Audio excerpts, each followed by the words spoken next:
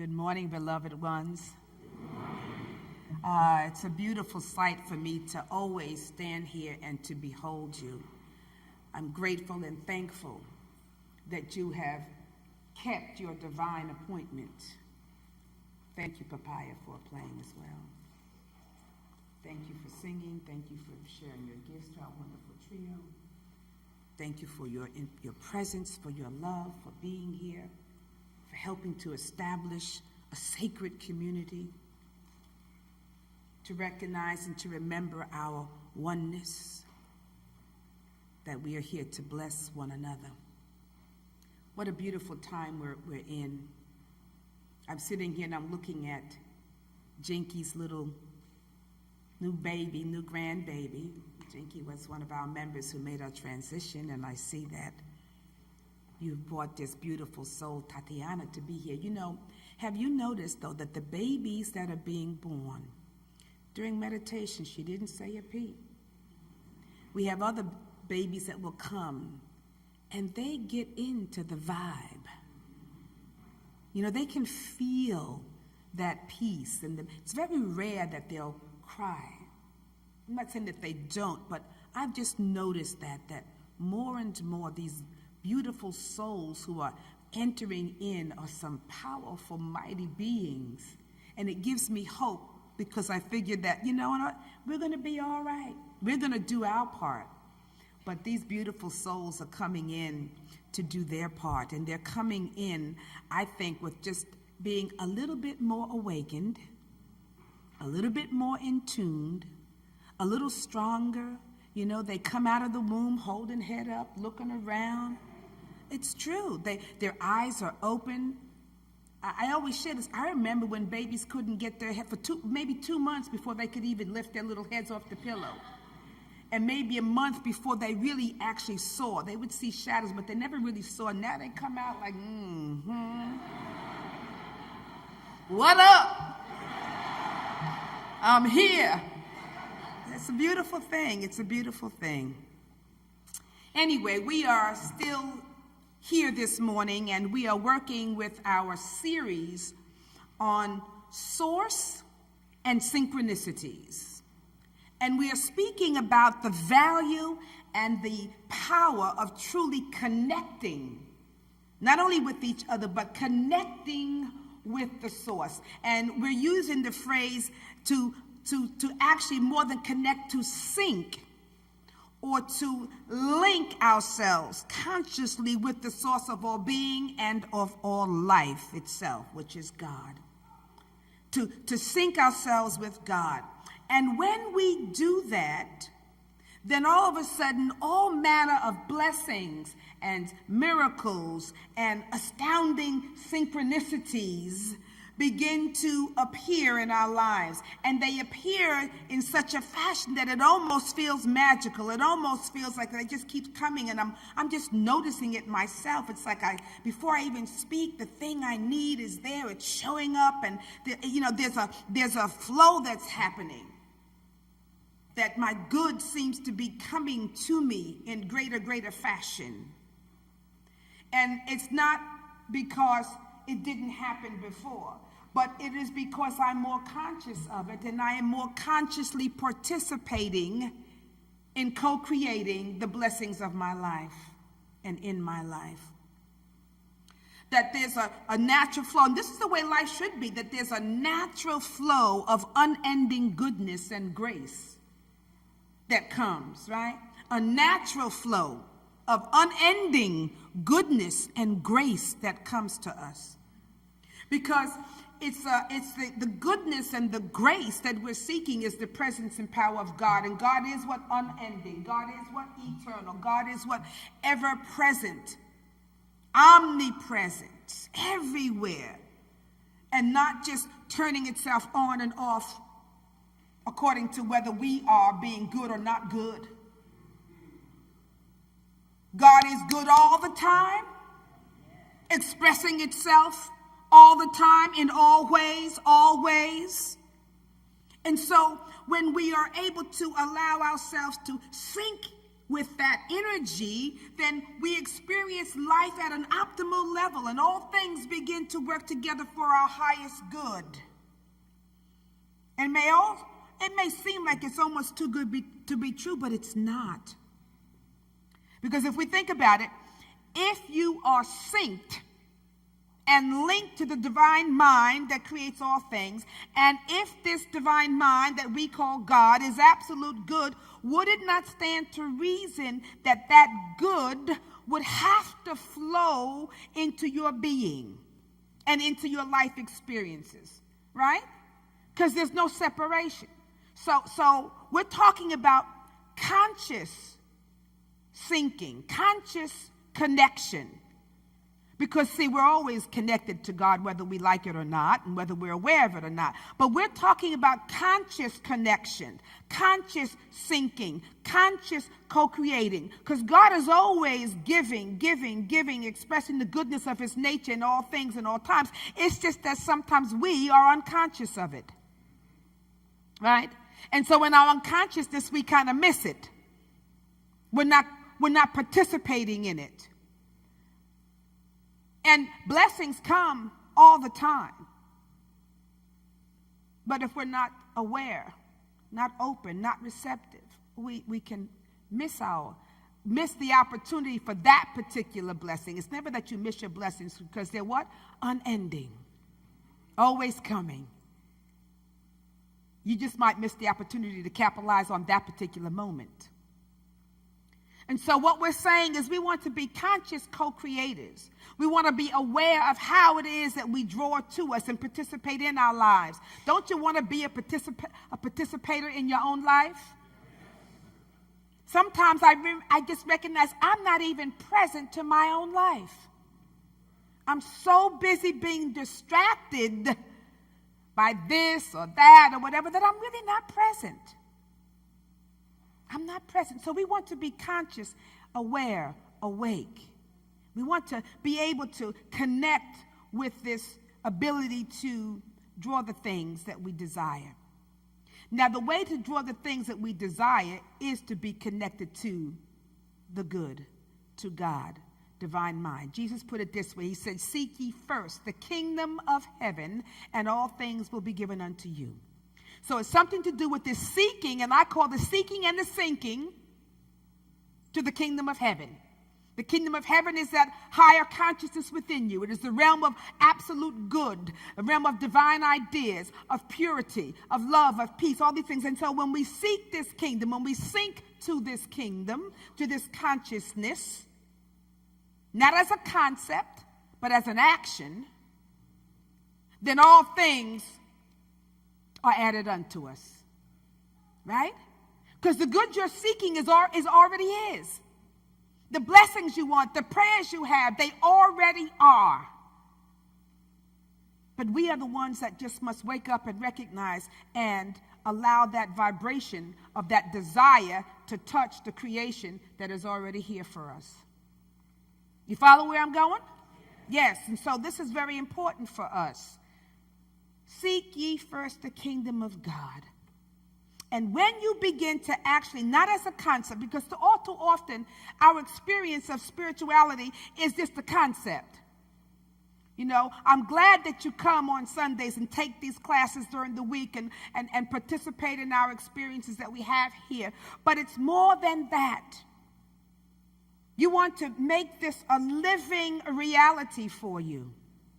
God only becomes realized in you when it's real to you. And the only way to make it real is to have the experience, not just a conceptual idea of what it is to talk about God or to think about God, but you need to be about God. We've got to be about the good, not as a concept. And when we start syncing and linking consciously our presence to the divine presence that is, then stuff begins to happen. This is what they call in O&O Academy synchronicities. I like to call them blessings, miracles, manifestations, right? Answers. All these things begin to come, and all manna from heaven begins to manifest in your life. Manna from heaven begins to manifest in your life, and it begins to fulfill your needs. Seek ye first the kingdom of God, and everything else is going to be added unto you. Whatever you need, you don't have to spend a whole bunch of time. I need this, that, and blah, blah, blah, blah, blah. All you need to do is start linking and syncing with the divine. And then what happens is your needs begin to be fulfilled. Your cup will runneth over. And this morning, the image that came to me when I was thinking about the cup running over, I said, I want not only my cup to runneth over, but I want the saucer that's holding my cup to also run over. So that the cup is filled, the saucer is filled, and it's filled with what? The source. When you connect to the source, your saucer will be overflowing. Yeah, I like that. Yes. That was an image that came, and so I'm going to work with that one. I just see my saucer overflowing. Yeah. And so we're here to work with these concepts at this Source and Synchronicities course that is being put on by the O&O Academy that will be here in November at the Hyatt in Dulles. The Hyatt at Dulles. And there'll be a weekend course, and it's called Source and Synchronicities. And myself and 2 other people are helping to coordinate that for this area here. And on that Friday night before the course starts, we're going to have a Transform DC. And that energy is open to everybody. It's about shifting and sharing the vibration for our particular city that we know is a very powerful symbol. This place that we're in, we're here by divine appointment. It carries symbolically a lot of energy. And so we're going to be helping to shift the vibrations here in DC on November 9th. And then the course that is sponsored by O&O will start on the 10th and the 11th.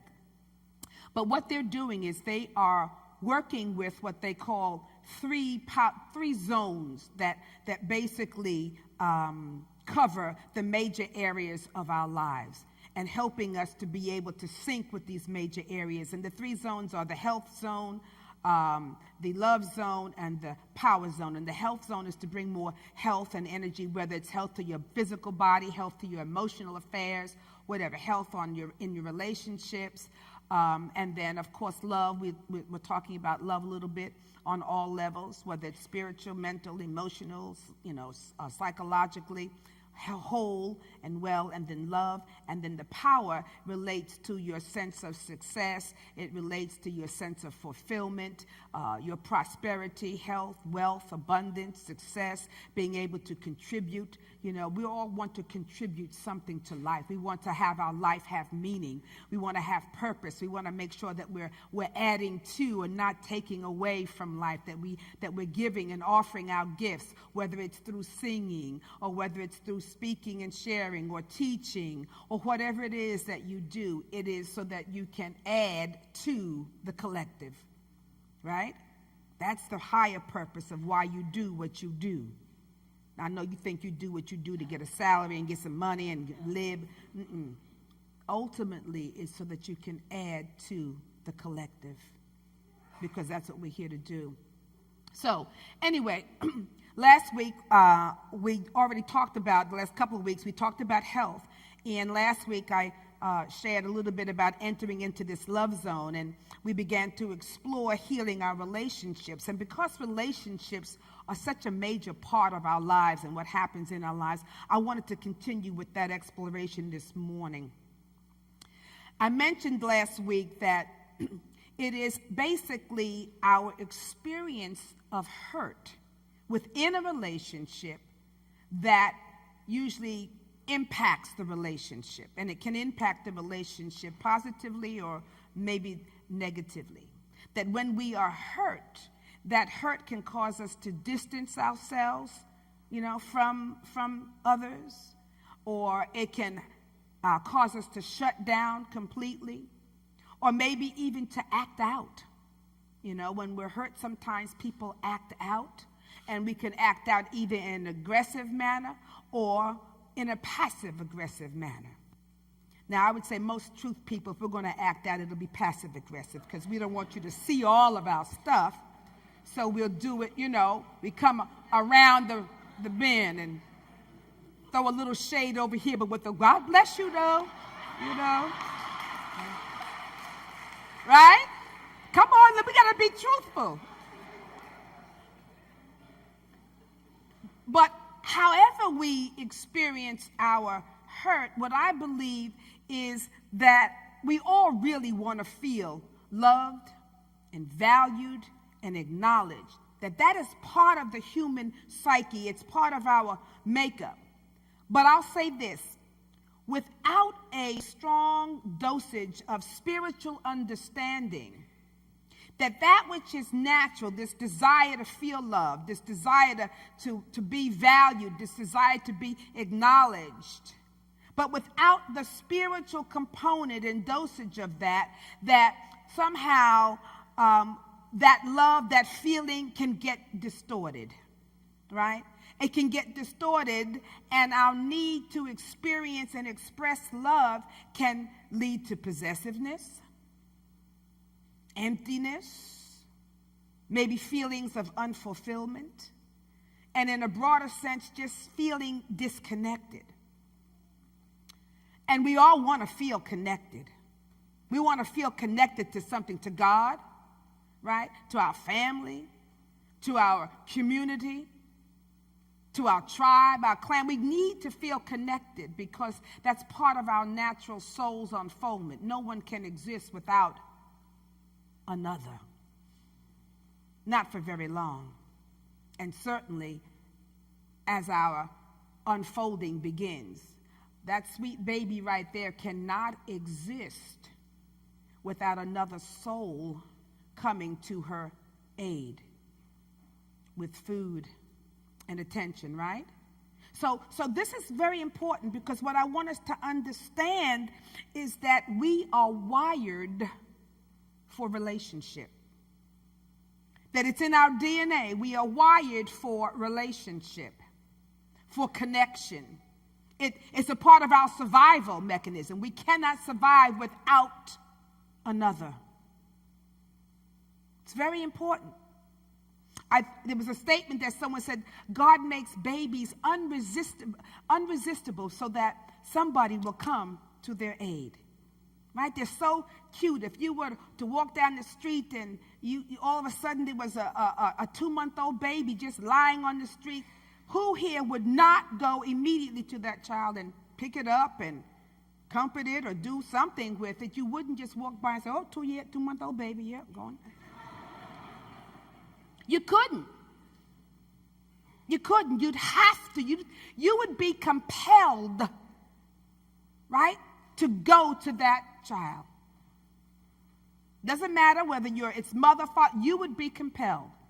Because there's that natural, we're wired for connection and relationship. And if you remember, I said last week, it is how we best see ourselves, right? Relationship is how we best see ourselves. It is the mirror to our own souls. Sometimes we cannot see ourselves unless we are seeing ourselves through another and through the eyes of another. And that as long as we think that our relationships are really about the other person, then we're going to miss the depth of our own being. We will miss the depth of our own souls, because surely these relationships are here to show you the depth or lack thereof of your own ability to love, to forgive. Relationships are going to show you the level of your projections, your judgments, your needs, your wants, your desires, the level of your consciousness and or unconsciousness. They will show you your capacity to give and the level of your self-centeredness.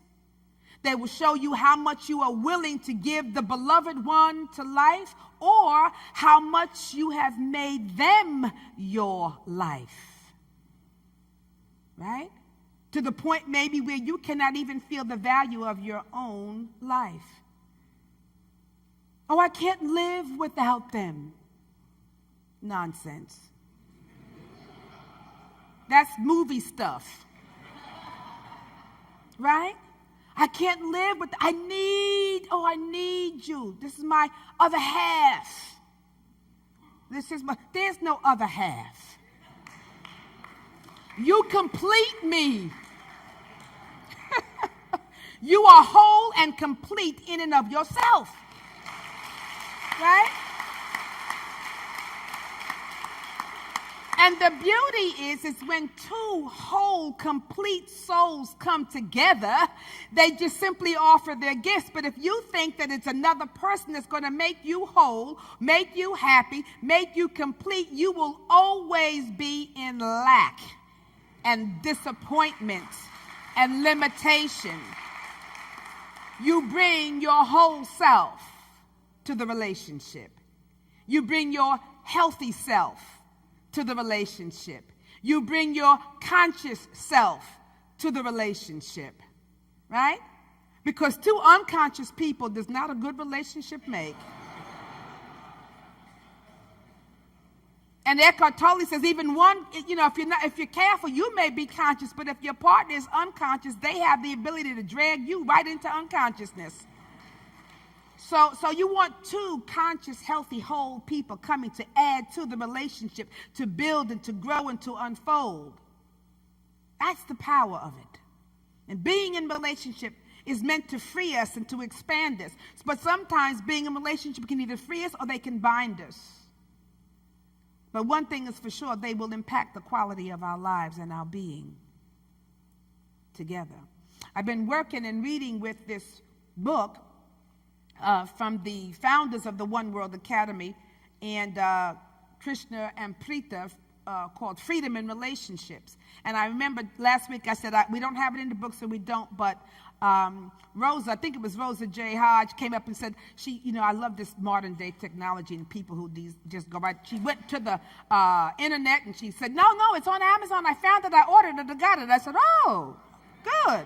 So we don't have it, but you can find it. But it's called Freedom in Relationships. And I've been working with this. A little book, but it's very, very powerful. And I want to read a couple of things. I want to read the opening 2 pages of this book, if I may. If I may. They say, we are our relationships.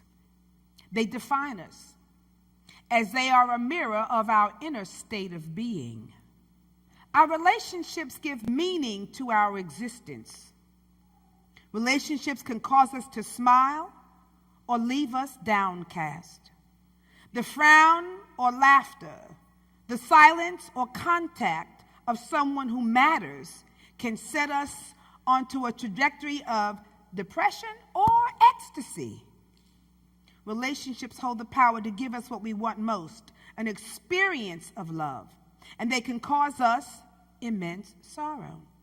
We can become easily hurt in relationships and can often feel alone, insecure, and disconnected, even though we may live surrounded by external securities.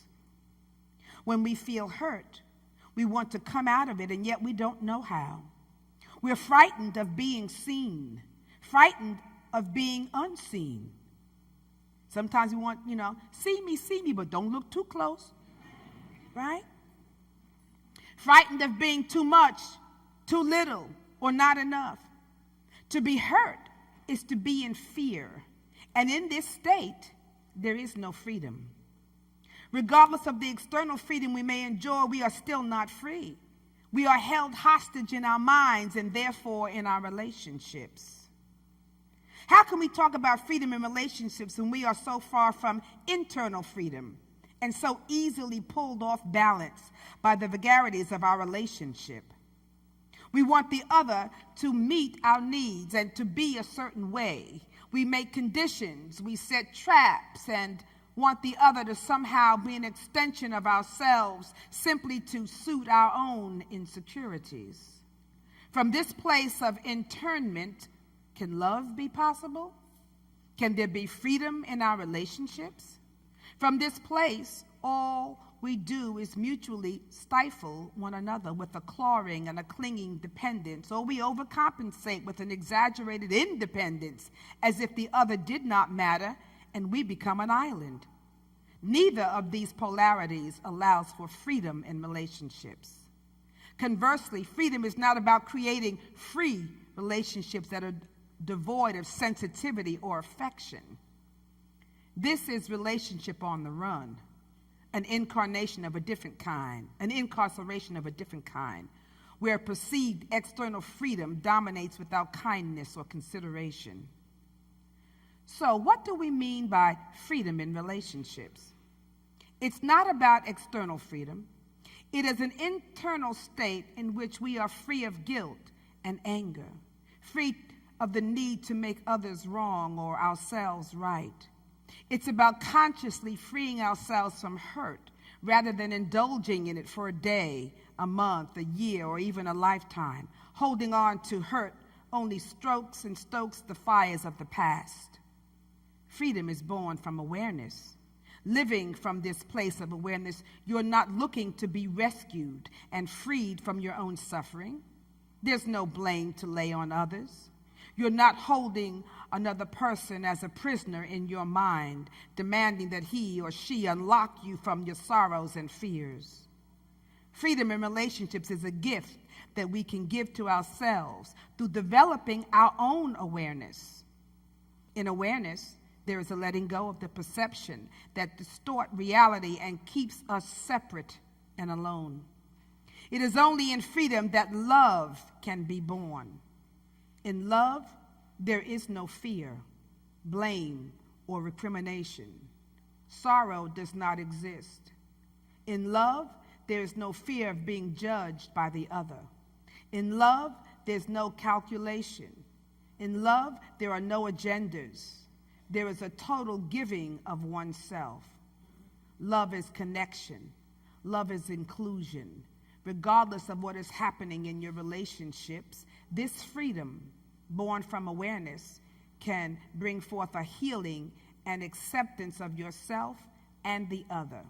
With freedom in relationships, life will never be the same again, nor will you. And I love this. This is just the first 2 pages. But it was chock full, right? Chock full of stuff. It's so powerful, I thought, because it gives us a sense that what is really this love? And what is the kind of love that actually frees? What is a freeing of love? Because, most of us probably thought that love was about receiving, right? But I've been working with this concept, and I'm really getting to see that love is not about receiving it or getting it. It is about giving it. And it really is the giving of love that helps us to receive, but not necessarily receive from another or from the person or from the source to which we're giving, but we receive the love from the act of giving. That's where we receive, from the act of giving. It is, the more, if you're seeking love and trying to get love, you're not going to have love. That is not how love works. In fact, the more you seek to receive love, the further off it moves from you. Have you noticed that? Have you ever been around somebody just, I just love you, and I just need you, and it's like, oh, okay. All right. Back up a little bit. Because that's not balanced, right? And, we've all been in a place where we're, perhaps if we're not in a relationship, but we might be seeking love, and are you the one? Are you the one? Are you the one? And so everyone will look at you, might be the one, and, that's an energy that people pick up on.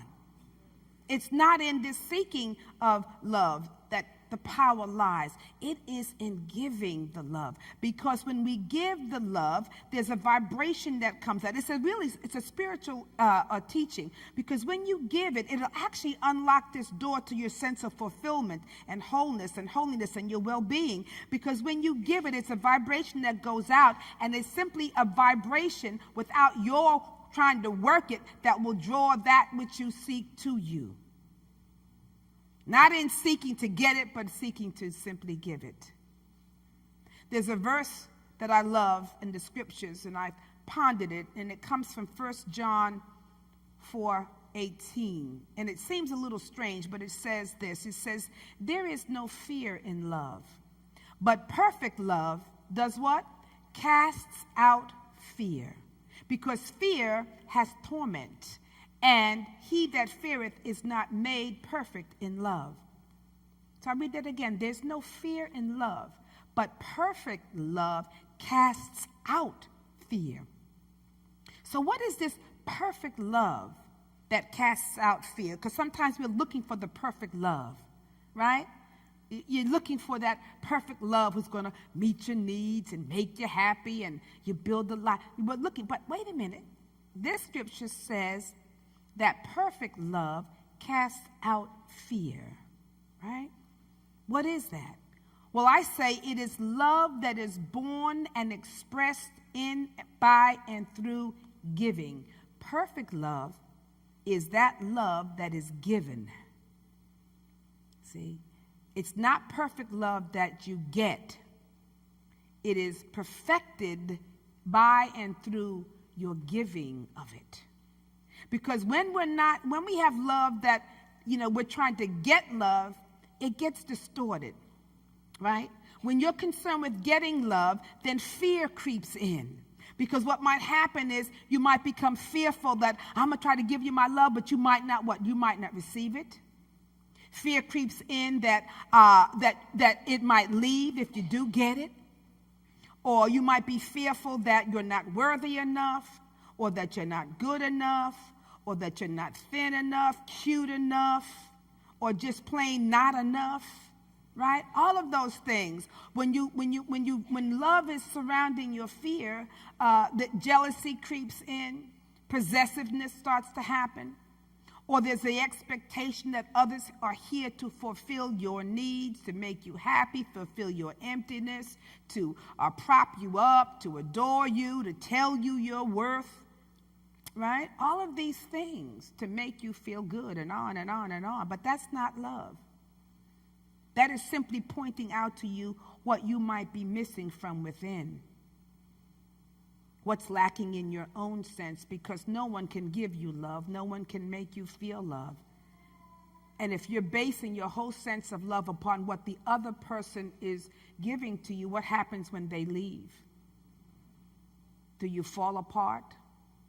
Do you believe that now you're unlovable? Life has ceased? Goodness has ceased? No. It's not in the getting, but in the giving that your power is shown. Perfect love is that love that casts out the fear, because when you're giving, you don't have any fear, right?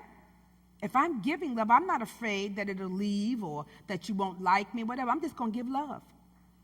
I'm going to give from a place of my truth within there. So when you can give love without attachment, without the attachment to getting something back, then you have freedom. And when there's freedom, love grows. When there's, it expands. When there's fear in love, love constricts, right? It possessive. I got this love. You my new love. I'm never going to let you go. People think then that they own one another, that they possess each other, as opposed to just simply being love in each other's presence, being in love with one another, right? Being in love. You hear what I'm saying? Being in love with one another. Not in love with you, that what you're doing, but I'm in love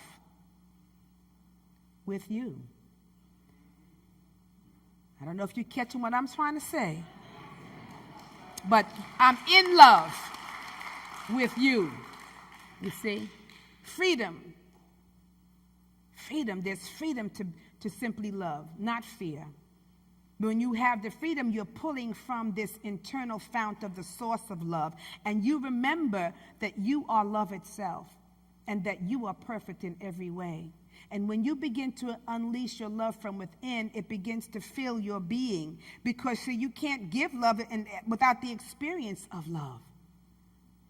It comes up and it fills your being, spilling over into your path, into your relationships. And once it begins to spill out of you, it begins to draw, because it is also an attracting force. It begins to draw to you very naturally its own. Love seeks its own. You know the statement that says water seeks its own level? Love seeks its own. It's a vibration that attracts its own energy to itself. And it's a natural vibration. It's a natural seeking. It's a natural expression, a natural attraction.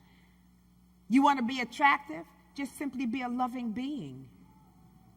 You don't have to worry about this external.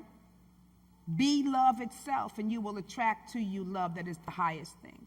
So imagine what it's like when two souls who come together simply because they want to give love.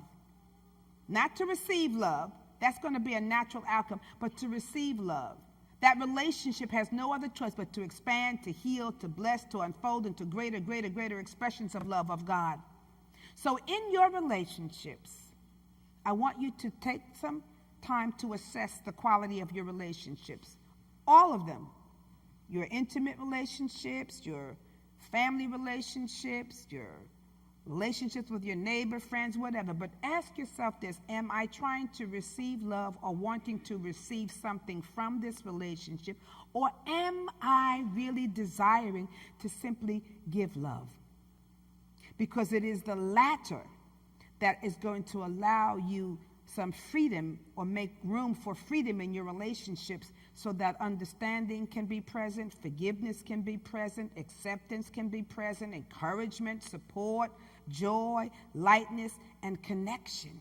All of that can be present when you're simply wanting to give this love that is you and within you. And here's a bonus. Because even if it is revealed that the relationship needs to move to a place of space within your togetherness, it can be done in love, right? You can move on in love. You can still feel connectedness in your separation, because love is always about freedom.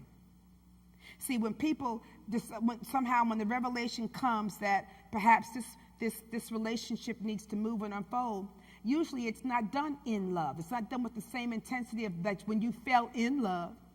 Because when you fall out of love, it ain't pretty, it's ugly. And that love begins to turn to what? Hate, disappointment, aggression, all that stuff. Wow, what? No. Let me be in love.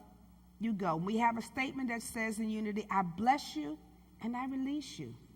I can still bless you and release you. I'm going to release you to your highest good, and I'm going to release and free myself to my highest good.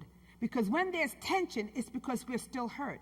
We still think that somehow we're missing something, that we're not getting something from them, or they're taking something from us, or they're going to leave, they're leaving with my love, or they wasted my love. Let all that go. I bless you and I release you. In love, in love, in love. So, you're the container. You're the receptor of love that gives of itself. And it is the giving that you receive. Even Jesus said this about life. He said, whoever seeks to gain his life or save his life will lose it. And whoever shall lose his life shall preserve it. It's when you're giving something that you keep it and you preserve it, because it's coming from within, this endless source. So you're never without love. You never lose love. You never have, there's never a lack that you can not give to someone. So here's the assignment that I want to have you do. And I was talking with Reverend James, and he just came up and said the assignment that I gave, that you spend time with love. Did anyone else do it here, the assignment? Well, okay, so. But Reverend James, quickly when we were coming out, he said, you know what? That assignment you gave us, and the assignment I was asking was just to what? That's right, to pray for someone, to send love. He said, I began to do that for a week. Is it all right for me to share? And he said someone called him that he hadn't been in contact with for a while, and they hadn't been communicating, and that person just called him after him spending a week just sending them love, and it was his brother. So I think, and what I'm saying is, friends, This stuff works. It's energy. See? And that was a natural calling. You didn't have to think, well, I think I'm going to have to love him. Let me call. Just send in the vibrations. That soul picked up on that vibration, and it naturally moved into the state of wanting to make a connection again with his brother. This is powerful stuff. So I'm going to give you another challenge, and I know that there'll only be one or two of you that do, but that's all right. I want you to take one day where you are going to give yourself away. I want you to take one day where you make a commitment that you're only going to give love on that day to whatever situation, to whomever comes into your path. Doesn't matter if you're at the grocery store and it's the clerk, give love. If you're pumping your gas, give love. If it's your children, give love. Doesn't matter. But you're going to make a commitment for that one day you will do nothing but give love to everything, everyone, because that's all you're going to do is express love at the highest. And I guarantee that it will heal and transform your life. Now, the trick is, don't go around giving and expecting something back. That's not the experiment. You can't say, I'm going to smile and see who smiles back. Just smile. Because, right, that's what we do. I smile. Oh, they didn't even say anything to me. They didn't give me. All of a sudden, that love you were giving, they ignored me, and now you're into your feelings. You feel in some kind of way. Give it, smile, be, love, and don't worry about what comes back. If it comes back, that's not the task. Are you with me? Yes. Are you willing to do that? Yes. I want you to give yourself away. I was playing this morning. I give myself away so you can use me. Take my life. It's not my own, right? But make it a living sacrifice to God to do and to use. We want to be instruments of the divine. How can God use you if you're so full of yourself? Just give yourself away and let love be totally present in you, through you, and as you. I give myself away. Blessings and namaste.